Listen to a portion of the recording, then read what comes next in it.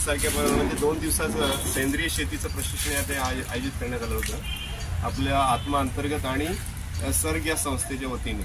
खऱ्या अर्थाने जगाची आता जी गरज आहे ती सेंद्रिय शेतीची गरज आहे। लक्षात आपण सेंद्रिय पिकवलं पाहिजे आणि सेंद्रिय खाल्लं पाहिजे। आता सध्या सगळं केमिकल युक्त खातोय आपण आणि वेगवेगळी औषधं फवारतोय बाजारातून आणून आणि त्याच्यामुळे अनेक आजार आणि अनेक रोग आपण ओढवून घेतोय। लक्षात घ्या आणि ते आजार कमी करण्याचं काम पहिल्यांदा स्वतः आपण करायला पाहिजे आणि नंतर मग आपल्या इतर लोकांना सांगितलं पाहिजे। तर शेतकऱ्यांनी सेंद्रिय शेतीकडे वळायला पाहिजे।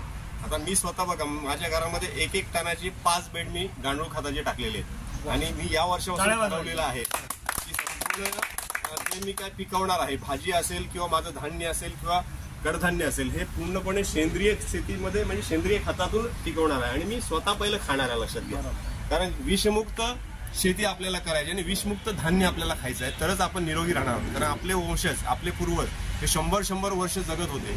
त्याच्या मागचं कारण एकच होतं की सेंद्रिय शेती सेंद्रिय पद्धतीने सगळं खाल्लं जात होतं। सेंद्रिय उत्पादनाला जगामध्ये फार मोठं मार्केट आहे। जी वस्तू तुमची बाजारामध्ये 10 रुपयाला आहे ती जर तुम्ही सेंद्रिय पिकवलेत आणि त्याचे मानांकन मिळवले आपण तर तीच वस्तू 40 रुपयाला विकली जाते।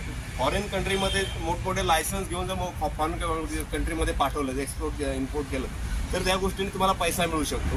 आता एक्सपोर्ट आणि इम्पोर्टचं प्रशिक्षण मी पुण्यामध्ये साहेब पूर्ण केलं आणि त्यावेळी सेंद्रिय शेतीचं महत्त्व कळलं। त्यावेळेला जर सेंद्रिय पद्धतीने जर भाजीपाला असेल तुझे कडधान्य असतील तर फॉरेनमध्ये प्रचंड मागणी आहे आणि ती सुद्धा 4 पट दराने मागणी आहे। लक्षात घ्या किंवा आपण सगळ्यांनी अशी शपथ घेऊया की आजपासून आपण सेंद्रिय शेतीकडे वळू आणि जे सेंद्रिय खतं आणि औषधं आपल्याला निर्मिती करता येईल ती करूया।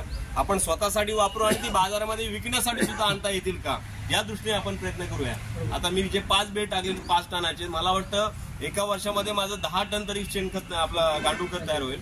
मी 5 टन स्वतः वापरेन आणि 5 टन विकण्याचा प्रयत्न करणार आहे। तर आपण तशा पद्धतीने आपण प्रयत्न करूया आणि दुसरी गोष्ट म्हणजे ग्रुपनी सगळं करूया। जेवढे शेतकरी आहेत त्या सगळ्यांनी एकत्र येऊन केलं तर मला वाटतं आपल्याला यश यायला काय वेळ लागणार आहे असं मी इथं बोलतो। आणि त्याच ज्या सर्ग या संस्थेच्या 2 प्रशिक्षकांनी तर आम्हाला प्रशिक्षण दिलं मार्गदर्शन केलं त्यांचेही धन्यवाद मानतो, त्यांचे आभार मानतो। आपल्या आत्मा अंतर्गतच्या मोहिते मॅडम आहेत आणि आपले टीओ साहेब माळी साहेब आहेत या सगळ्या कृषी विभागाच्या स्टाफचे सुद्धा आपले आभार मानतो। सगळ्या शेतकऱ्यांना धन्यवाद देतो। इथं संतोष, जय महाराष्ट्र।